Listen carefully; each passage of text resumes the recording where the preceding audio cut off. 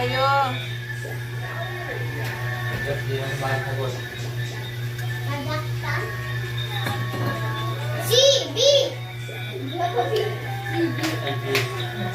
Sandok na ng kanin doon.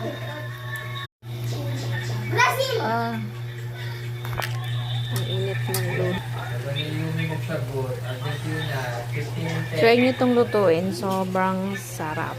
Adobong puti.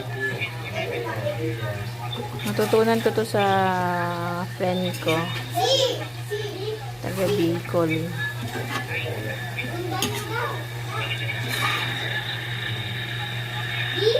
Patuyuin mo lang siya.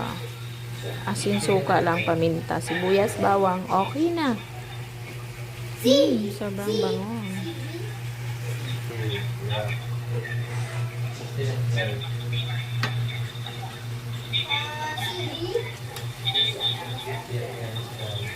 Bakit akong pang...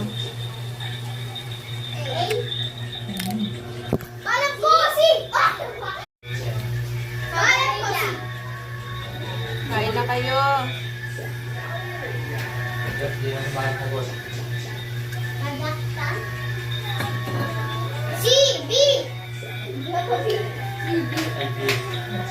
Sandok na ng kanin doon.